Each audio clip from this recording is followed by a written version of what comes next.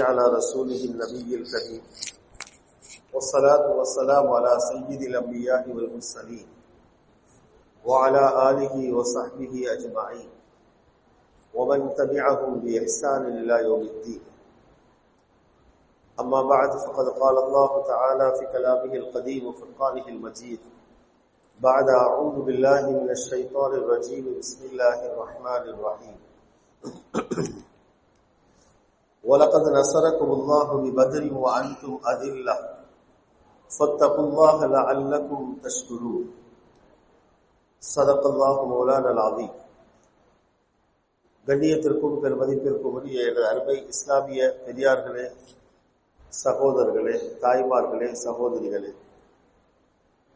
அல்லாஹ்வுடைய மகத்தான பேரருளால் அவனுடைய அருள் நிறைந்த ரமதானுடைய மாதத்தில் நாம் ஒன்று கூடியிருக்கிறோம். ரமதானுடைய மாதத்தை அல்லாஹ் தஆலா மீண்டும் ஒரு தடவை நமக்கு அல்லாஹ் தன்னுடைய கிருபையால் வழங்கி இருக்கிறார். எத்தனையோ நபர்களுக்கு கிடைக்காத ஒரு பெரும் பாக்கியம், கிடைத்தவர்களும் அதன்படி அமல் செய்யக்கூடிய வாய்ப்பை பெறாத நிலையில் அல்லாஹ் தஆலா நமக்கு இந்த ரமலானை அடைந்து நம்மால் முடியுமான உடல் சார்ந்த பொருள் சார்ந்த வணக்கங்களை மேற்கொள்வதற்கு அல்லாஹ் ஒரு மாபெரும் சந்தர்ப்பத்தை தந்திருக்கிறார். இவைகள் அனைத்துமே அல்லாஹ்வுடைய ஒவ்வொரு பெரும் பெரும் கிருபைகளாக இருக்கிறது. நாம் அன்றாடம் இது போன்ற வார்த்தைகளை கேட்டு கேட்டு பழகி போய் எல்லாரும் யோசிக்கிறாருக்கு, எப்பவுமே எதை கிடைச்சாலும் அல்லாஹ்வுடைய பெரும் கிருபை பெருகு எல்லாரும் அதான் சொல்றாங்க. ஆனால் இதனுடைய அசல் அருமை, இதனுடைய அசலான பெருமதி நாம் கண் மூடிப்பட்ட பிறகு, கபருக்குள் சென்ற பிறகு தான் இதனுடைய அசலான பெருமதி விளங்கும்.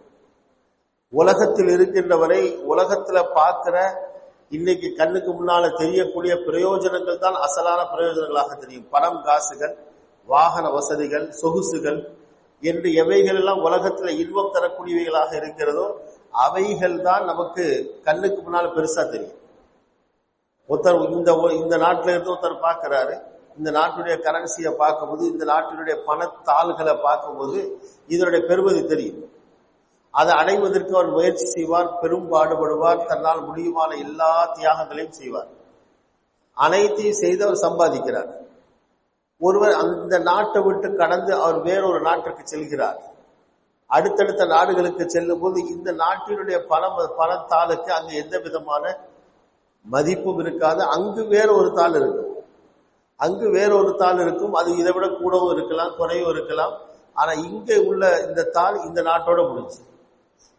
இதனுடைய பெருமதி இவ்வளவுதான் என்பது அடுத்த நாட்டிற்கு அவருக்கு போகும்போதுதான் தெரியும்.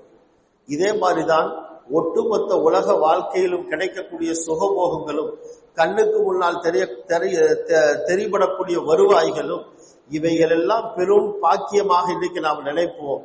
ஆனால் அசலான பாக்கியம் அல்லாஹுடைய வேதம், அல்லாஹுடைய அருள் நிறைந்த இது போன்ற இபாதத்துக்கள், அல்லாஹுடைய அருள் நிறைந்த இது போன்ற மாதங்கள், இவைகளில் நாம் செய்கின்ற நம்மால் முடியுமான சில முயற்சிகள், சில அசைவுகள், சில ரக்காத் தொழுகைகள், சில பணங்காசுகளை செலவு செய்தோம்னா அந்த செலவுகள், இவைகள் தான் நாளைக்கு கியாமத்திலையும் கபரிலையும் நமக்கு பிரயோசனம் தரக்கூடியவர்களாக இருக்கிறது. அதனால கிடைச்ச இந்த நியாமத்தை, ரமலானுடைய மாசத்துல அமல் செய்ய கிடைச்ச இந்த பாக்கியத்தை நம்மால் முடியுமான அளவுக்கு அதிகமாக செய்ய முயற்சிக்கணும். இஹ்லாஸோட செய்யணும், இஹ்லாஸோடையும் செய்யணும். நம்மால் முடியுமான அளவுக்கு அதிகமாக செய்வதற்கு முயற்சிக்கணும். கண்ணியத்திற்குரியவர்களை, இந்த ரமலானுடைய மாதத்துல அடையக்கூடிய பெரும் பெரும் பாக்கியங்கள் அவைகள்ல ஒன்றுதான் இந்த ரமலான் மாதத்தினுடைய பிறை 17ஆம் நாள், நாம் இருக்கக்கூடிய இந்த நாள். இஸ்லாத்தினுடைய சரித்திரம் ஒவ்வொரு காலத்திலும் பேசப்பட வேண்டும்.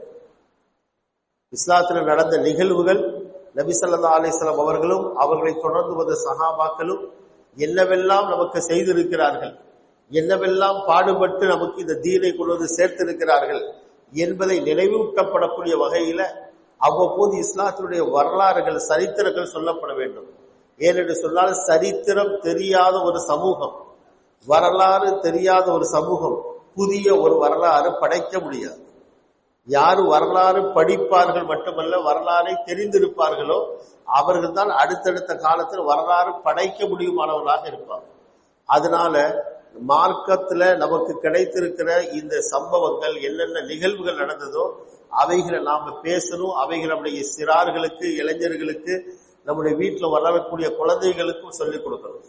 பலஸ்தீன்ல நடக்கக்கூடிய நிகழ்வுகள், ஏன் அந்த மக்கள் இவ்வளவு போராடுகிறார்கள்? அவர்கள் தன்னுடைய அத்துணை சுகங்களை விட்டுட்டு எல்லா விதமான கஷ்டங்களை அனுபவிச்சு போராடி கொண்டிருக்கிறார்கள். காரணம், அவர்களுக்கு தன்னுடைய மண்ணுடைய பெருமதி தெரியும், தாங்க எப்பேற்பட்டவங்க தெரியும். சரணடைகிறது பெரிய வேலை இல்லை, விட்டு போட்டு போறது பெரிய வேலை இல்லை, அடுத்த நாட்டுக்கு அகதியா போறது பெரிய வேலை இல்லை. உலகத்தில் எங்கேயும் இதான் நடக்குது. உலகத்தில் எங்கேயாவது பிரச்சனை வந்தா, அடிபட்டா, அந்த மக்கள் அதை விட்டுட்டு அப்படி இடம் மாறி போயிட்டே இருப்பாங்க. சொந்த நாட்டுக்குள்ளேயாக இருந்தாலும் அந்த இடத்த விட்டு வேற ஊருக்கு போயிடுவாங்க. ஆனா இங்க கிட்டத்தட்ட 30,000க்கு மேற்பட்ட குழந்தைகள் மாத்திரமே ஷஹீதாக்கப்பட்டும் இன்னும் அவங்க அங்க இருக்கிறாங்க. சின்ன பிள்ளைகளும், அங்குள்ள சின்ன பிள்ளைகளும் பேசுது, சரித்திரத்தை பேசுது. நாங்க எங்களோட உசுறு போனாலும் இங்கதான் இருப்போம்.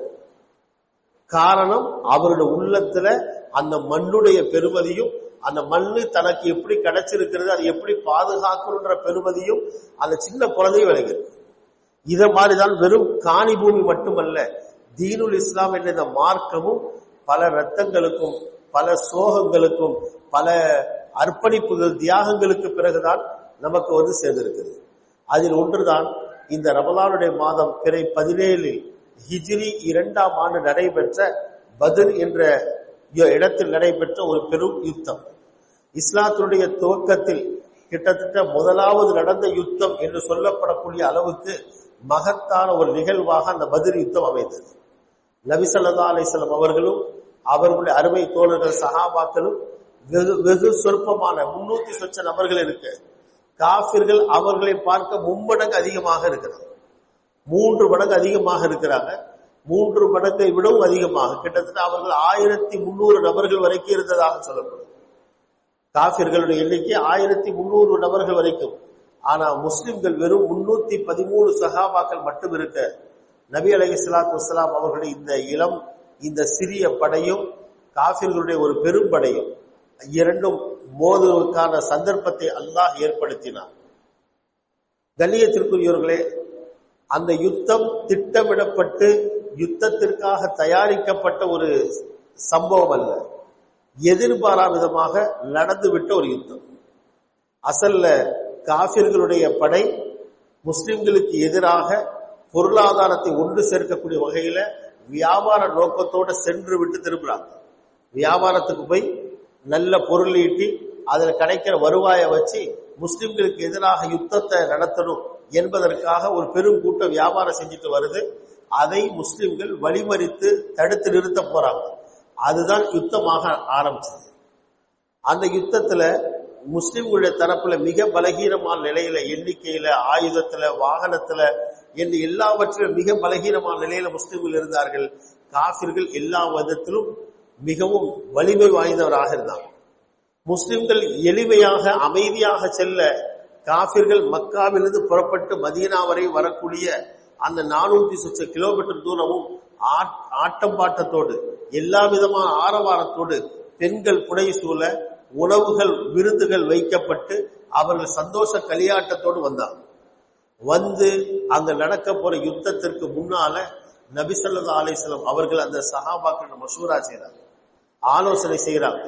ஆலோசனை செய்ததன் அடிப்படையில் யுத்தத்திற்கு தயாராகிறார்கள். நாளை காலையில யுத்தம் நடக்க இருக்கின்ற இன்றைய இரவு நபி அலைஹிஸ்ஸலாத்து வஸ்ஸலாம் அவர்கள் துஆவுல முழுமையாக ஈடுபடுறாங்க. முழு இரவும் கிட்டத்தட்ட அவர்கள் முழுமையாக துஆவுல ஈடுபடுகிறார்கள். சுஜூதுல இருந்தே துஆ செய்கிறார்கள். அல்லாஹ் தனக்கு தந்த வாக்குறுதிகளை நினைவூட்டுகிறார்கள். அல்லாஹ்விடத்தில் சொல்கிறார்கள், நீ எனக்கு அளித்த வாக்குறுதி எனக்கு நிறைவேற்றி தருவாயாக. அதாவது நான் இருக்கின்ற வரை இந்த மக்களை தோற்கடிக்க மாட்டோம், இந்த மக்களுக்கு எந்த அதாவும் வராது, எனக்கு உதவி செய்வதாக சொன்ன வாக்குறுதியை நிறைவேற்றி தருவாயாக என்றும் அல்லாஹ்விடத்தில் நபி ஸல்லல்லாஹு அலைஹி வஸல்லம் முறைப்பாடு செய்கிறார்கள். அது மட்டுமல்ல, இன்னொன்னு சொல்றாங்க, அல்லாஹும்ம இன் துஹ்லிக் ஹாதிஹில் இஸாபத, முஃமின்களுடைய இந்த சிறு கூட்டம், என்னால் முடியுமான இந்த சின்ன கூட்டத்தை கொண்டு நிப்பாட்ட இருக்கிறேன். நாளை நடைபெறக்கூடிய யுத்தத்துல இந்த சின்னஞ்சிறு கூட்டத்தை எதிரிகளால் அழிக்கப்பட்டு விட்டால் ஃபலன் துஅபத அபதா, ஒரு பொழுதும் உன்னை யாரும் வணங்குறதுக்கு இந்த உம்மத்துல யாரும் இருக்க மாட்டாங்க. ஏண்டா இதுதான் ஒரு முக்கியமான கட்டம். இதுல முஸ்லிம்கள் அழிந்து விட்டா அதுக்கப்புறம் அல்லாஹ்னு சொல்றதுக்கு உலகத்துல யாரும் இருக்க மாட்டாங்க என்ற அளவுக்கு அல்லாஹ்விடத்துல கெஞ்சி பணிந்து மன்றாடி அவர்கள் துஆவிலே ஈடுபடுகிறார்கள். புகாரியுடைய ரிவாயத்தில் வருகிறது. இறுதியாக அபூபக்கர் சித்தீக் ரலியல்லாஹு தஆலா நபி ஸல்லல்லாஹு அலைஹி வஸல்லம் அவர்களை அழைத்து செல்கிறார்கள்.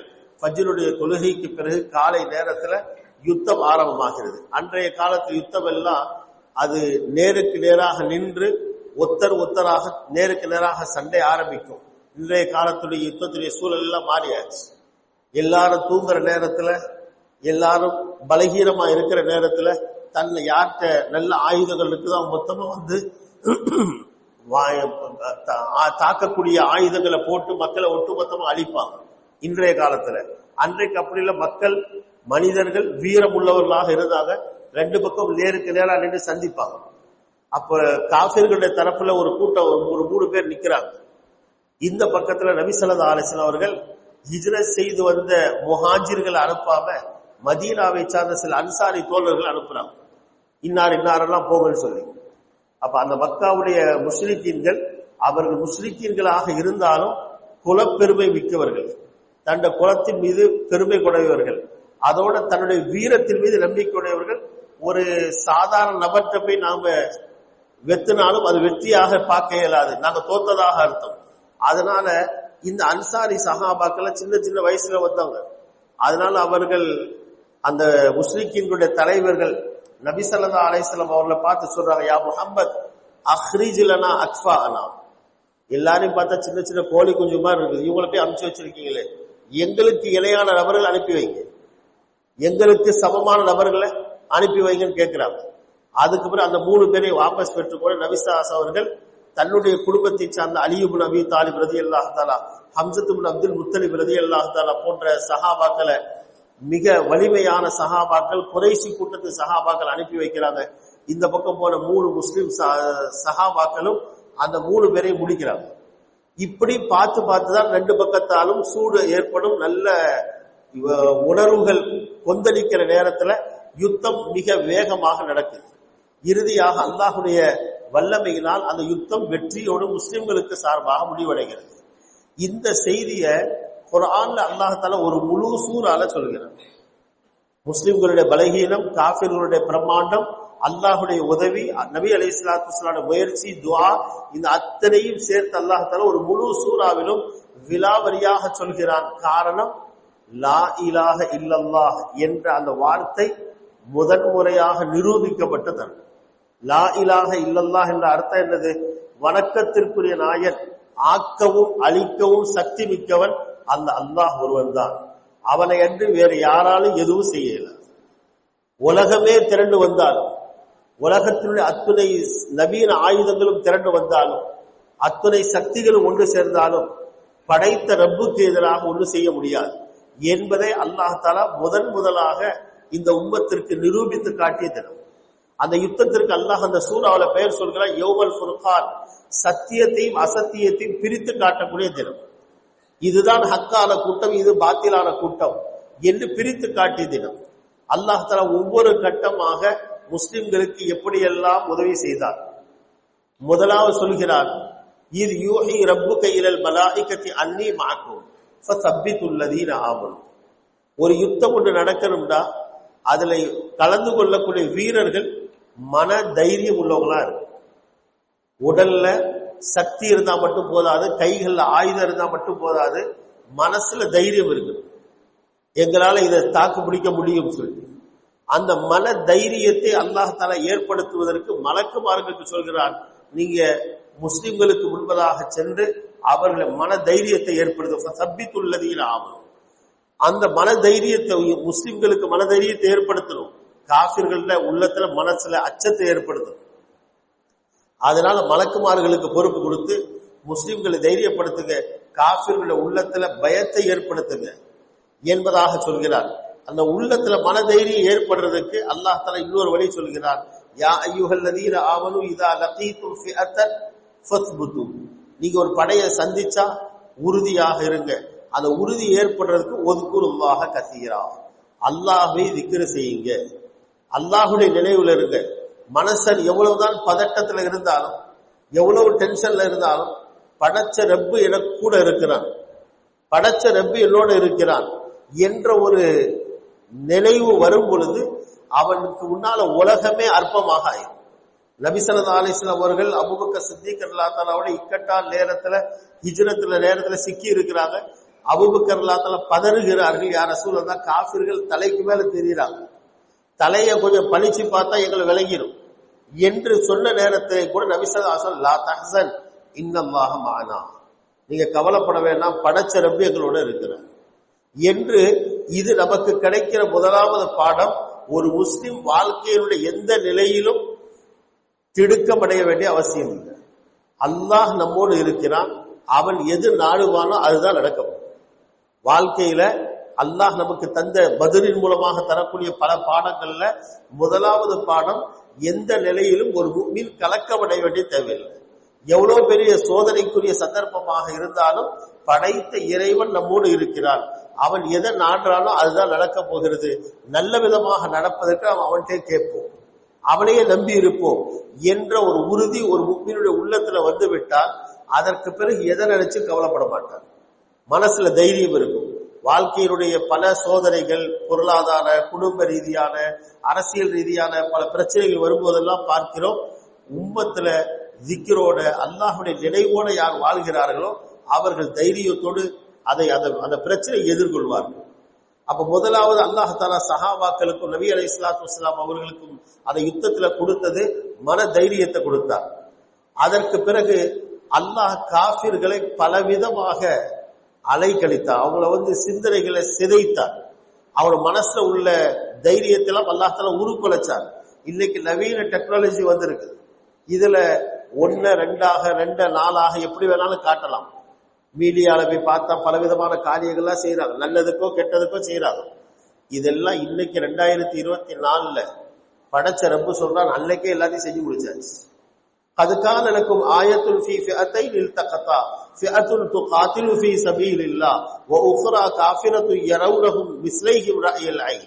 அல்லாஹ் சொல்கிறான், இந்த பத்ர்ல கலந்து கொண்ட 2 படைகள், அந்த 2 படைகள் மூலமாக உங்களுக்கு பல அத்தாட்சிகள் இருக்கு.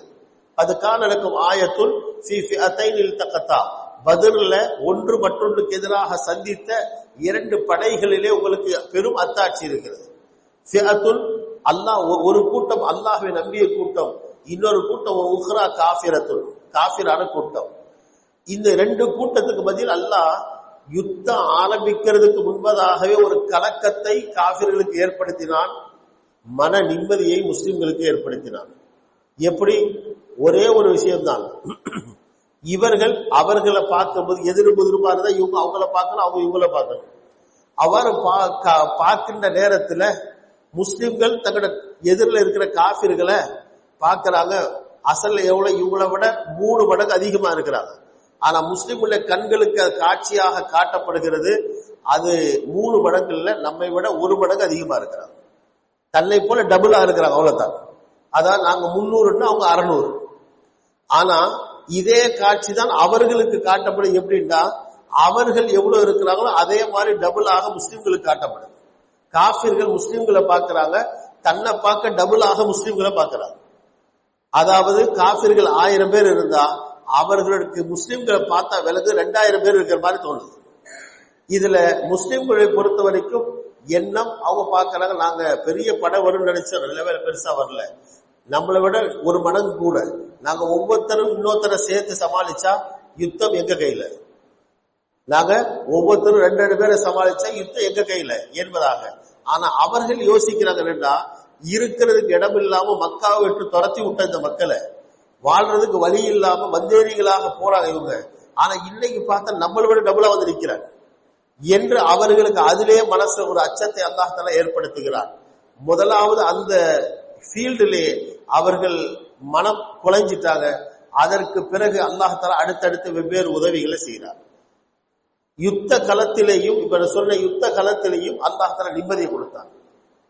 மனிதன் நல்ல நிம்மதியான தூக்கம் தூங்குவான். எங்க? பள்ளியில உட்கார்ந்தா ஜும்மா பயான்ல, அல்லது அவருக்கு இரவுல ஓய்வெடுக்கிற நேரத்துல.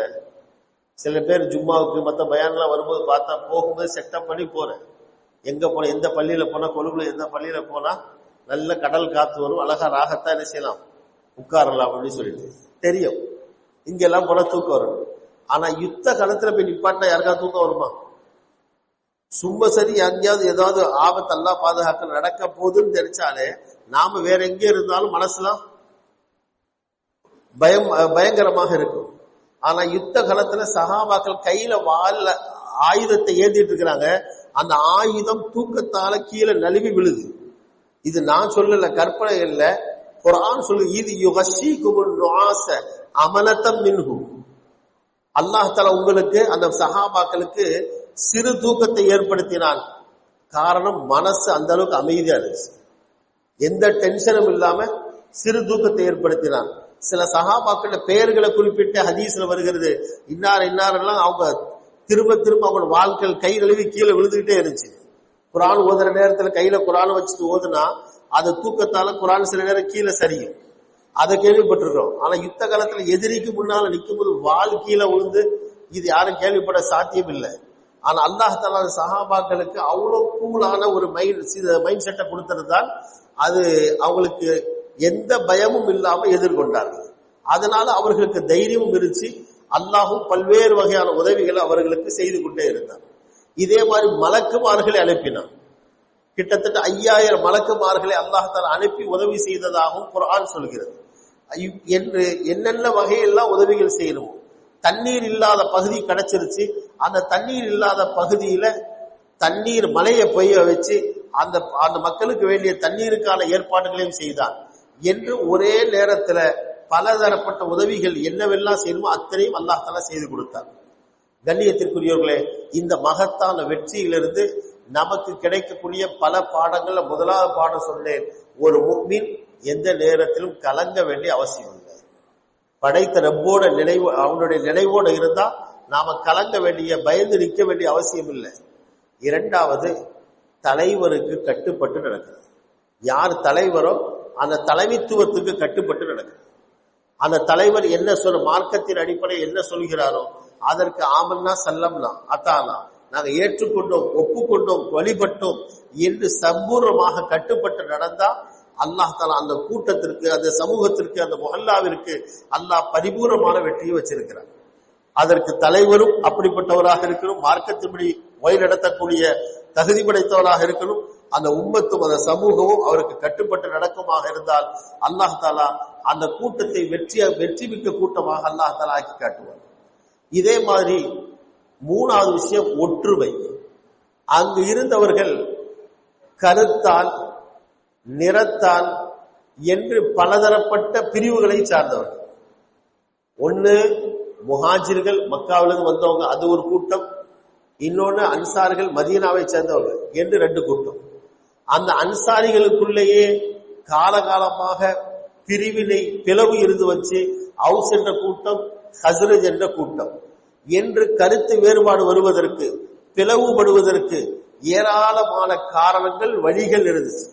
ஆனா அந்த அத்துணை நபர்களும் தம்முடைய எல்லா கருத்துக்களை ஒதுக்கிட்டு ஈமான் என்ற அடிப்படையில் ஒன்று சேர்ந்தார்.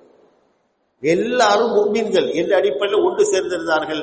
நபி ஸல்லல்லாஹு அலைஹி வஸல்லம் சொன்னதை அப்படியே கேட்டு நடந்தார்கள். அல்லாஹ் தஆலா அவர்களுக்கு பிரமாண்டமான வெற்றியை கொடுத்தார். இதுதான் இன்னைக்கு நமக்கு தேவையாக இருக்குது. தலைமைத்துவத்துக்கு கட்டுப்பட வேண்டிய தேவையும் இருக்குது, ஒற்றுமையும் தேவையாக இருக்கிறது. நம்முடைய பல தனிப்பட்ட கருத்து வேறுபாடுகள் இருந்தாலும் அவைகளையெல்லாம் ஒதுக்கி வச்சுட்டு உம்மத்தின் அடிப்படையில் நாம் ஒன்றுபடும் போது அல்லாஹ் தஆலா நமக்கு பிரமாண்டமான வெற்றியை தருவதற்கு காத்திருக்கிறார்.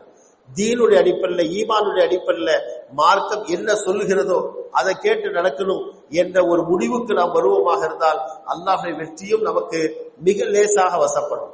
இன்றைக்கு உலகத்துல வாழக்கூடிய முஸ்லிம்கள் ஆகிய நாம் இந்த அம்சங்களை விட்டுட்டு நம்முடைய மற்ற காரியங்கள் எல்லாம் செய்யணும். தீனுக்கு மாற்றமான காரியங்களை எல்லாரும் ஒன்றுபடும். தீனுக்கு மாற்றமாக ஏதாவது சொல்லப்பட்டா அதை நம்ம விரும்பி மனப்பூர்வமாக செய்ய தயார். ஆனா தீனுக்காக சொல்லும் போது அதுல பலவிதமான கேள்விகள், இது இப்படியா அது அப்படியான்னு பலவிதமான கேள்விகள்லாம் வருது. அப்படி இல்லாம மார்க்கம் எதை சொல்கிறதோ அதை சரியாக செய்வோமாக இருந்தால் அல்லாஹ் தஆலா அந்த சமூகத்திற்கு அழகான பரிபூர்ணமான வெற்றி அல்லாஹ் தஆலா கொடுப்பார். அப்படிப்பட்ட வெற்றியை தான் பத்ரில் அல்லாஹ் தஆலா கொடுத்திருந்தார். எனவே நம்முடைய வாழ்க்கையில எல்லா கட்டத்திலேயும், ரமலான் மாசமா இருந்தாலும் சரி, ரமலான் அல்லாத மற்ற காலங்களாக இருந்தாலும் சரி, எல்லா நேரத்திலேயும் நாம தீனை முற்படுத்தி, மார்க்கத்தை முற்படுத்தி அதன்படி வழிநடப்பதற்கு நாங்கள் முயற்சிக்கிறோம். கடந்த காலங்களில் வாழ்ந்த சில பெரும் அரசியல் தலைவர்கள், நாடுகளை ஆட்சி செய்த தலைவர்கள், அவர்கள் எல்லாம் ஆட்சி கையில வந்த பிறகு விதவிதமாக நடப்பாங்க. ஆட்சி கையில வந்த பிறகு கடந்த காலத்தில் சில இஸ்லாமிய ஆட்சியாளர்கள் விதவிதமா நடந்து அவர்கள் ஏராளமான சொத்துக்களை சேர்த்து தன்னுடைய பிள்ளைகளுக்கு பரக்கத்தா வச்சுட்டு போனார்.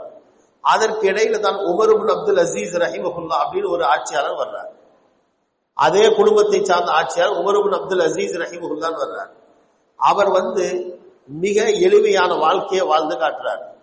மிக சாதாரணமான வாழ்க்கை, நியாயமான நேர்மையான ஆட்சி நடத்தி மக்களுக்கு சுபிட்சமான ஒரு வாழ்க்கையை கொடுக்கிறாரு. ஆனா சொற்பமான காலத்துல அவர் இறந்து விடுகிறார். 2-2.5 வருஷம் தான் ஆட்சி செய்தார். அதோட அவருக்கு இறப்பு வந்துருச்சு. அவருடைய 40 சொச்ச வயசுல அவர் இறந்துடுறார். இந்த நிலையில அவர் இறக்கக்கூடிய தருவாயில அவருக்கு ஏராளமான குழந்தை, 7-8 பிள்ளைகள் இருக்கிறார். அவருடைய மச்சாமார் முன்னால் ஆட்சி செய்தவங்க நிறைய சொத்துக்களை சேர்த்து வச்சுட்டு போயிருக்கிறாங்க. இப்ப அவருடைய நண்பர்கள் கேட்கிறாங்க, உங்களை மச்சாமார்லாம் ஏற்கனவே நிறைய சொத்துக்களை சேர்த்து வச்சாங்க, நீங்க இத்தனை பிள்ளைகளை வச்சிருக்கீங்க, இவர்களுக்கு என்ன கொடுக்கறது வச்சிருக்கீங்க, இவர்களுக்காக நீங்க என்ன சேர்த்து வச்சிருக்க பிள்ளைகளுக்காக என்று சொன்ன நேரத்துல அவர் சொன்ன ஒரே வார்த்தை, படைச்ச ரப்பு எனக்கு சொல்லி இருக்கிறார், என்ன சொன்னால் மார்க்கத்தின்படி நடத்தாட்ட சொன்னார், பிள்ளைகளை மார்க்கத்தின்படி வழி நடைமுறைப்படுத்த சொன்னார். என்னுடைய இந்த பிள்ளைகளுக்கு இஸ்லாத்தையும் ஈமானையும் கொடுத்தீர்கள், அவர்கள் அந்த இஸ்லாத்தின்படி வாழ்ந்தால் படைச்ச ரப்பு அவர்களுடைய ரிஸ்க்கு பொறுப்பேற்பார். ஏன்னா குர்ஆன் சொல்கிறது, இன்ன வலியி அல்லாஹுல்லதி நஸ்ஸல் அல் கிதாப், என்னுடைய பொறுப்பாளி அல்லாஹ் தான், அவன் தான் இந்த வேதத்தை இறக்கினான். ஒஹுவ யதவல்ல ஸாலிஹீன், அவன் நல்லோர்களுக்கு பொறுப்பேற்றுக் கொள்கிறான். அந்த நல்லோர்களுக்கு தேவையான எல்லாவற்றையும் அவன் கொடுப்பான். என்னுடைய பிள்ளைகளை நல்லோர்களாக ஆக்குவதற்கு எல்லா விதமான மார்க்க முறைகளையும் சொல்லிக் கொடுத்திருக்கிறேன். ஒருவேளை நான் நடத்துனதை போல இவங்க நடந்துட்டா இவங்க நல்லவர்களாக இருப்பாங்க, அல்லாஹ்வே இவங்க ரிஸ்க்கு பொறுப்பேற்றுக் கொள்வார். அப்படி இல்லாம நான் நடத்தியதற்கு மாற்றமாக இவர்கள் தீனுக்கு புறம்பாக இருந்தால் அவர்களை பற்றி நான் கவலைப்பட வேண்டிய அவசியம் இல்லை. என்னுடைய சொல்ல கேட்காத பிள்ளைகளுக்கு நான் கவலைப்பட வேண்டிய அவசியம் இல்லை என்பதாக சொல்லி அவர் இறந்து விடுகிறார். பிற்காலத்துல சரித்திரத்திலே பதிவு செய்திருக்கிறார்கள்.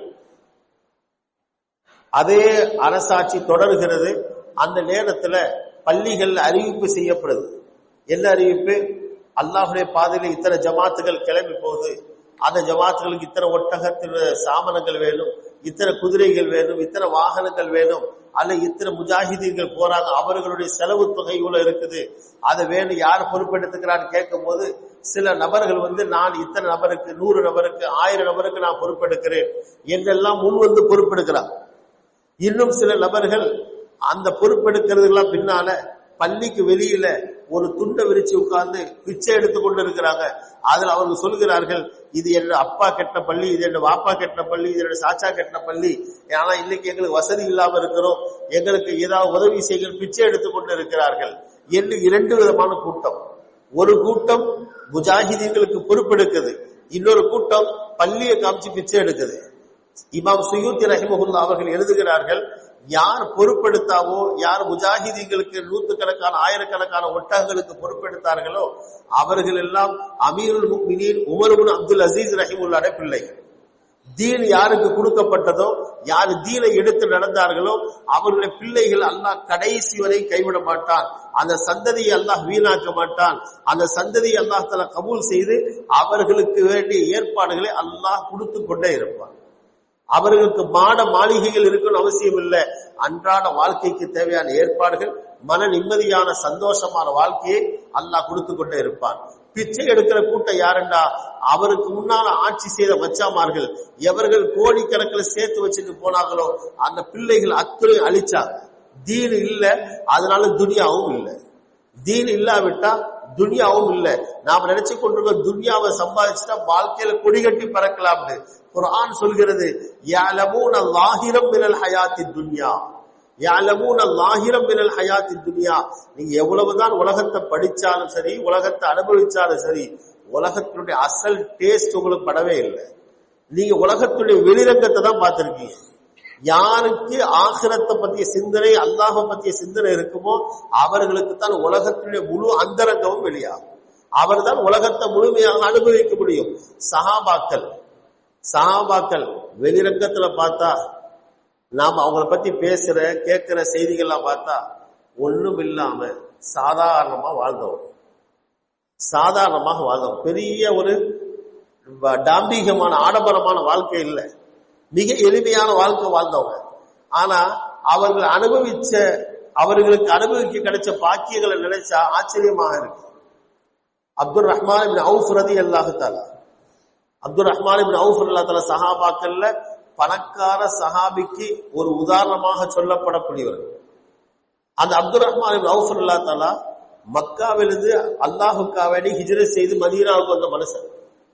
கையில ஒரு சொட்டு சல்லியில ஒத்த சல்லி இல்லாம வந்தவங்க, ஊரை விட்டு வந்தவங்க. மதீனாவுக்கு வந்த பிறகு நபி ஸல்லல்லாஹு அலைஹி வஸல்லம் அவர்கள் மக்காவாசிகளுக்கு மதீனாவாசிகளுக்கு மத்தியில ஒரு உறவு முறையை ஏற்படுத்தினார். அதுவும் நமக்கு ஒரு பாடம். வாழ்க்கையில நாம கேட்கிற ஒவ்வொரு செய்திகளும் அது சாதாரண விஷயங்கள் இல்லை. இன்றைய உலகத்துடைய நடப்புகளோடு ஒப்பிட்டு பார்த்தா நபி ஸல்லல்லாஹு அலைஹி வஸல்லம் அவர்கள் அந்த காலத்திலிருந்தே பல ஏற்பாடுகள் செய்திருக்கிறார்.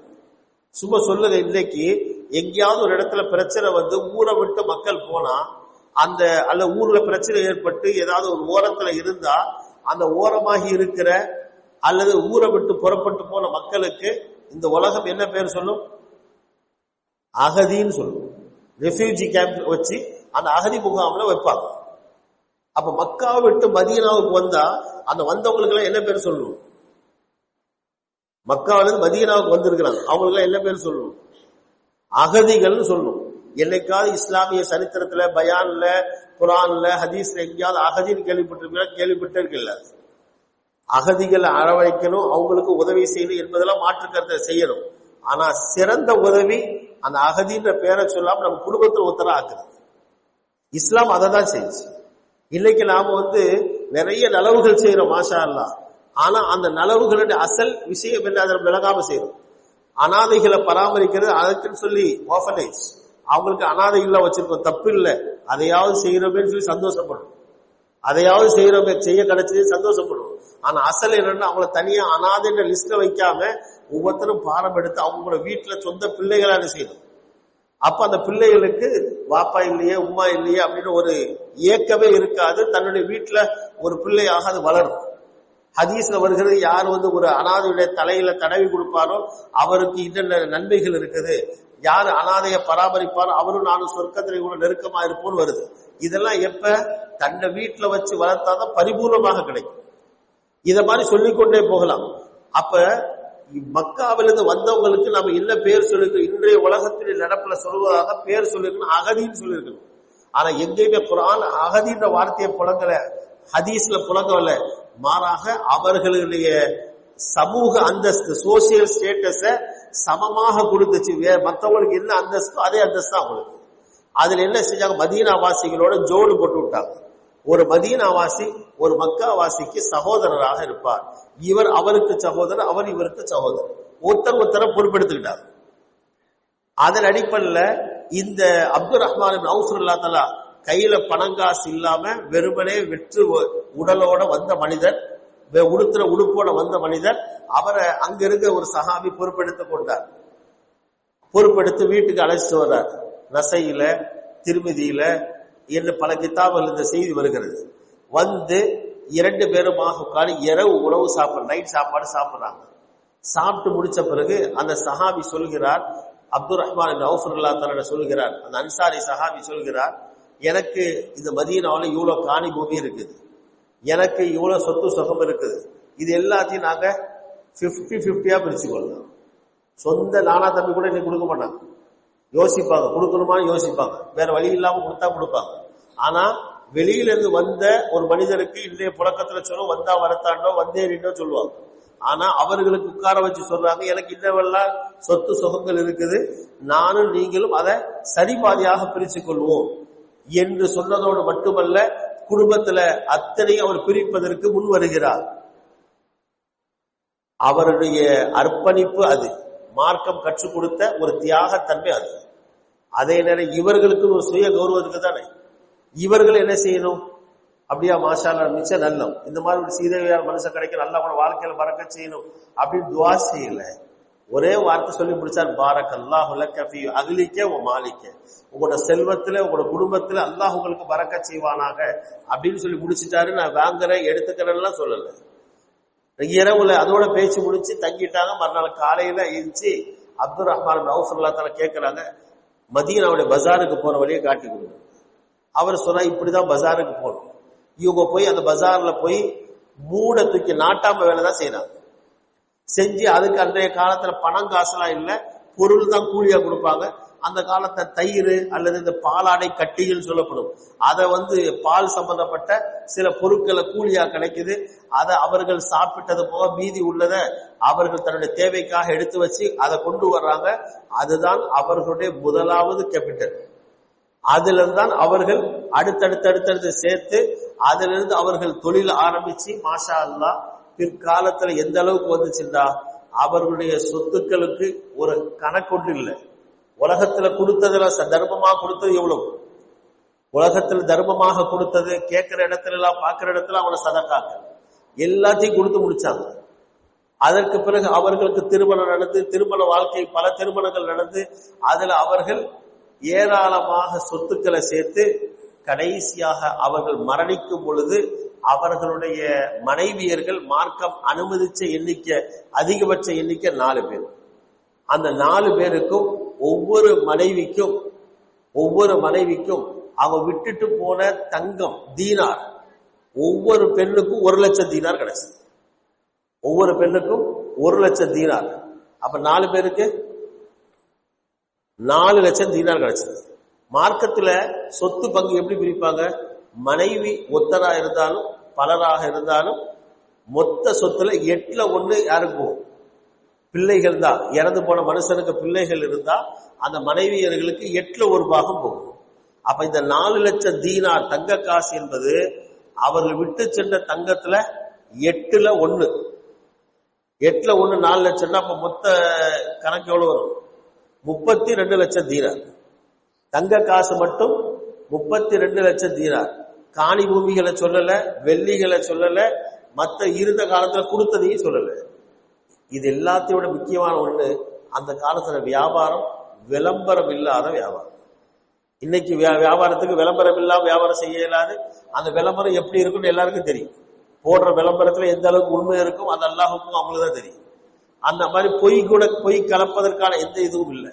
அல்லாஹ் தீனையும் கொடுத்தான், துனியாவையும் அனுபவிக்க கொடுத்தான். வசதி வாய்ப்புகளை கொடுத்து அந்த துனியாவை அனுபவிக்க கொடுத்தார். ஆனா இன்னைக்கு நாம் அந்த துனியாவை அடைவதற்குத்தான் மார்க்கத்திலே பல காரியங்களை விட்டுட்டு தொழுகையை விடுறோம், சில நேரம் உடுப்புகளை விடுறோம், சில நேரம் கோலங்களை விடுகிறோம் என்று மார்க்கம் எவ்வளவோ எச்சரிக்கைகள் செய்திருக்கு. நீங்க இஸ்லாத்தின்படி முழுமையாக வாங்க, உதுகுலு ஃபிஸ்ஸில்மி காஃபா, இஸ்லாத்துல முழுமையா நுழைங்க, அதுக்கு பிறகு உங்களுக்கு தெரியும் அல்லாஹ் எப்படி எல்லாம் உதவி செய்யறார். நாம இன்னைக்கு எந்த அளவுக்கு இஸ்லாத்தை பின்பற்றுறோம் அப்படின்னு சொன்னா, உடுப்புகள் எடுத்துக்கிட்டா, உடுப்புகள் நம்ம உடுத்துற உடுப்புகளை எடுத்துக்கிட்டா திரும்ப ஹதீஸ்கள்ல வருகிறது, கரண்ட காலக்கில உடுப்புடுத்த வேணும். அது சாதாரண விஷயம் அல்ல. எச்சரிக்கை எவ்வளவு வருது தெரியுமா? அல்லாஹ் தஆலா கியாமத்தினால ஏறெட்டும் பார்க்காத சில நபர்கள், ஏறெடுத்தும் பார்க்க ரஹ்மத்தோட பார்வோட பார்க்கவே மாட்டார். ஹதீஸ்ல நபி ஸல்லல்லாஹு அலைஹி வஸல்லம் ஸலாஸ் 3 விதமான நபர்கள், லா யுகல்லிமுஹுமுல்லாஹ் யௌமல் கியாமத்தி வலா யுஸக்கீஹிம் லா யன்துரு இலைஹிம், அல்லாஹ் தஆலா ஏறெடுத்து பார்க்க மாட்டான், அவர்களை கணக்கெடுக்கவும் மாட்டான். வலஹும் அஸாபுல் அலீமுன், அவர்களுக்கு மிக கடுமையான தண்டனை இருக்கிறது என்று சொல்லிக்கிட்டே இருக்கிறார். திரும்ப சொல்றாங்க. அப்ப இந்த தண்டனையை சொன்னாங்களே தவிர யாரை குறிச்சு சொல்றாங்கன்னு தெரியல. அதனால ஹதீஸ் அறிவிப்பாளர் அபூதர் அல் கிஃபாரி ரலியல்லாஹு அன்ஹு கேட்கிறாங்க, ஹாபு வ ஹஸிரு மன்ஹும் யா ரசூலல்லாஹ், யாரோ ஒருத்தர் அந்த நீங்க சொல்ற அந்த நபர்கள் அவங்க தொலைஞ்சு போட்டோம் அழிஞ்சு போட்டோம், ஆனா யார சொல்றீங்கன்னு கொஞ்சம் சொல்லுங்க, யாரை பத்தி இந்த எச்சரிக்கை அப்படின்னு. அப்ப நபி ஸல்லல்லாஹு அலைஹி வஸல்லம் சொல்கிறார்கள், அல் மன்னானு செய்த உபகாரத்தை சொல்லி காட்டக்கூடிய, செஞ்ச உபகாரத்தை சொல்லி காட்டுறது. இரண்டாவது சொன்னார்கள் அல் முனஃபிக் சிலாத்தஹு, தன்னுடைய பொருளை பொய் சத்தியம் செஞ்சு விற்கிறது. மூணாவது சொன்னார்கள் முஸ்பிலுல் இஸார், கரண்ட காலுக்கில் ஆடை உடுத்துறது. கரண்ட காலுக்கில் ஆடை உடுத்துறது யாரோட சேர்த்திருக்காங்க? வேற சில ரிவாயத்துல குடிகாரன், பெற்றோருக்கு மாறுபாடு செய்யக்கூடியவர், அதே மாதிரி கரண்ட காலுக்கில் ஆடை உடுத்துறது. அப்ப கரண்டை காலுக்கில் ஆடை உடுத்துறது அது என்னவோ சர்வ சாதாரணமாக இன்னைக்கு நாம பார்க்கிறோம். அது சாதாரணமானதல்ல, அது மிக கடுமையான எச்சரிக்கைக்குரியது. ஒரு சஹாபிக்கு நபிசா சொல்கிறார்கள், அவர் பழைய ஆடை உடுத்திட்டு போறாரு, அது கொஞ்சம் கரண்டையோட ஒட்டின மாதிரி இருக்குது. அப்ப சொன்னாங்க, இவ்வாறு உடுத்த வேணாம், இது பெருமைகளுடைய அடையாளம், மேல தூக்கி உடுத்துங்கன்னு சொல்லி. அப்ப அந்த சஹாபி சொல்கிறார், அவரு நபி அலைஹிஸ்ஸலாத்தை எதிர்த்து கேட்கணும் அப்படின்னு இல்லை, அவர் இயல்பா கேட்கிற, யார சொல்லலாம், நான் உடுத்துற உடுப்பே இந்த பழைய உடுப்பு, அது ஒண்ணுத்துக்கும் இல்லாத சாதாரண பழைய உடுப்பு, இதுலயுமா எனக்கு பெருமை வரப்போகுது அப்படின்னு கேட்ட நேரத்துல நபி ஸல்லல்லாஹு அலைஹி வஸல்லம் சொன்னார்கள், அது எப்படியாவது இருந்துட்டு போட்டும், ஆனா என்ன பின்பற்றணும்னு உங்களுக்கு தோணலையா அப்படின்னு கேட்டாங்க. என்ன பின்பற்றணும்னு உங்களுக்கு தோணலையா? அதோட எதுவும் சொல்லல. அதற்கு பிறகு நபி அலைஹிஸ்ஸலாம் சொன்ன மாதிரியே நடந்தார். ஹதீஸ்ல அந்த சஹாபிக்கு நபி ஸல்லல்லாஹு சொல்லி கொடுக்குறாங்க, நீங்க ஆடை உடுத்தணும், இந்த கால்ல பாதி அளவுக்கு உடுத்தணும், அதாவது ஒசல் நல்ல உயர்த்தி முட்டைக்கால கீழே பாதி அளவுக்கு கொடுக்கணும். அதை விட இறக்கணும்னா கொஞ்சம் இறக்கிங்க, ஆனா கரண்ட கால் அளவுக்கு போறதுக்கு உங்களுக்கு அனுமதி இல்லை. இதுதான் மார்க்கம் நமக்கு சொல்லி தரக்கூடியது. ஆனா இன்னைக்கு நாம உடுத்துறதாக இருக்கட்டும், நம்முடைய பிள்ளைகளுக்கு உடுப்பாட்டுறதாக இருக்கட்டும், எல்லாம் நேர் மாற்றம். அதுவே அந்த பிள்ளைய ஸ்கூல்ல போட்டோம், அந்த பிள்ளைய ஸ்கூல்ல போட்டோம்னா ஸ்கூல்ல சொன்னாங்க, உடுப்பு கரண்ட காலுக்கு மேல இல்ல, தொடை தெரிகிற மாதிரி உடுக்கணும்னு சொன்னோம். இப்ப என்ன செய்வோம்? எல்லாரும் என்ன செஞ்சிட்டு இருக்கிறோம்? அதை பத்தி பிரச்சனை, சின்ன பிள்ளை தானே அப்படின்னு சொல்லி அது சர்வம். கரண்ட காலுக்கு மேல உடுத்த சொன்னா உடுத்த கஷ்டம், ஆனா தொடை தெரிகிற மாதிரி முட்டைக்கால் தெரிகிற மாதிரி உடுத்த சொன்னா அது யாருக்கு கவலை இல்லை. இதுதான் நாம் மார்க்கத்தோடு வச்சிருக்கிற முகம்மது. மார்க்கத்தை பின்பற்றுகின்ற தன்மை இந்த அளவுக்கு தான் இருக்கு. இவ்வாறு இல்லாம முழுமையாக மனசுக்கு எடுத்து மார்க்கம் என்ன சொல்லுது ஒவ்வொரு விஷயத்தை, இது உதாரணத்துக்கு சொல்லப்பட்ட விஷயம். இதே மாதிரி தொழில்ல, குடுக்கல் வாங்கல்ல, குடும்ப வாழ்க்கையில சுப்ஹானல்லாஹ் நிறைய இருக்குது. குடும்ப வாழ்க்கையில நபி ஸல்லல்லாஹு அலைஹி வஸல்லம் எப்படியெல்லாம் வாழ்ந்து காட்டியிருக்க, மனைவிமார்களோட எப்படி அருமையாக இரக்கமாக கண்ணியமாக வாழ்ந்து காட்டியிருக்கிறாங்க. அது ஒரு தனிப்பட்ட ஒரு அன்பினால் வடிக்கப்படக்கூடிய வார்த்தைகளை நபி ஸல்லல்லாஹு அலைஹி வஸல்லம் புழங்கி இருக்கிறாங்க. தன்னுடைய மனைவிமார்களுக்கு டைம் கொடுக்கிறது, தன்னுடைய மனைவிமார்களுக்கு நேரம் கொடுக்கிறது, அந்த மனைவிமார்களோடு அன்பாக இரக்கமாக நடந்து கொள்றது, அவர்களுக்கு மத்தியில் வரக்கூடிய பிரச்சனைகள் அழகாக தீர்த்து வைக்கிறது. இன்னும் சொல்ல போனா சஹீஹ் முஸ்லிமுடைய ரிவாயத்தில் வருகிறது, நபி ஸல்லல்லாஹு ஆயிஷா சித்திகா ரலியல்லாஹு தஆலா அன்ஹா அவர்கள்ட்ட கேட்கிறாங்க சஹாபி, நபி ஸல்லல்லாஹு அலைஹி வஸல்லம் வீட்டுக்குள்ள வந்தா முதலாவது என்ன செய்வாங்க, வீட்டுக்குள்ள வந்தா முதலாவது என்ன செய்வாங்க என்று கேட்கப்பட்ட நேரத்துல அந்த ஆயிஷா ரலியல்லாஹு தஆலா சொல்கிறார்கள், யப்தஉ பிஸ்ஸிவாக், மிஸ்வாக் செய்வாங்க முதலாவது. முஹத்திஸீன்கள் திகைச்சு போறாங்க, வீட்டுக்கு வர்றதுக்கும் மிஸ்வாக் செய்யறதுக்கு என்ன சம்பந்தம்? அதற்கு பிறகு விளக்கம் சொல்கிறார்கள், மனுஷன் வெளியிலிருந்து வந்ததுக்கு பிறகு அந்த வாயில பல தூசிகள், டஸ்டுகள் அல்லது வேற குளிச்சு கொண்டு பல வித்தியாசமான நிலையில வருவாரு. ஆனா வீட்டுக்கு வந்து அவர் தன் மனைவியோடு தனித்து இருக்கக்கூடிய தருணம் வரலாம், கிட்ட நெருங்கி இருந்து பேசக்கூடிய சந்தர்ப்பம் வரலாம். அந்த நேரத்துல இவர் மனைவி எப்படி இருக்கணும்னு எதிர்பார்க்கிறாரோ அதே மாதிரி அந்த மனைவி கணவன் தன்னோட இருக்கணும்னு எதிர்பார்ப்பார். இவர் எப்படி மனைவியை பார்த்தா சந்தோஷமா பசுதா இருக்கணும்னு நினைக்கிறாரோ அதே மாதிரி அந்த மனைவிக்கு எதிர்பார்ப்பு இருக்கும், கணவர் தன்னோடு நல்ல விதமா நடக்கணும், நல்ல அழகாக இருக்கணும், நல்ல நறுமணம் உள்ளவராக இருக்கணும்னு எதிர்பார்ப்பா. அதனால நபி அலைஹிஸ்ஸலாத்து வஸ்ஸலாம் அவர்கள் அந்த ஒரு நோக்கத்திலும் மிஸ்வாக் செய்திருக்கிறார்கள். இதே மாதிரி நபி ஸல்லல்லாஹு அலைஹி வஸல்லம் அவர்கள் ஆயிஷா சித்திகா ரலியல்லாஹு தஆலா அன்ஹா அவர்களுக்கு பெருநாள் தினங்கள்ல அங்க நடக்கக்கூடிய விளையாட்டு போட்டிகளை காமிக்கிறாங்க. எந்த அளவுக்கு காமிக்கிறாங்க? ஆயிஷா ரலியல்லாஹு தஆலா சொல்கிறார்கள், நானே போதும் என்று சொல்லக்கூடிய அளவுக்கு எனக்கு டைம் கொடுத்தாங்க. இன்னைக்குள்ள பல பிரச்சனைகள்ல குடும்ப வாழ்க்கையில வரக்கூடிய பிரச்சனைகளை பார்க்கிறோம். அதுல ஒண்ணு மிக முக்கியமான ஒண்ணு, கணவன் மனைவிக்கு டைம் கொடுக்கறது இல்லை.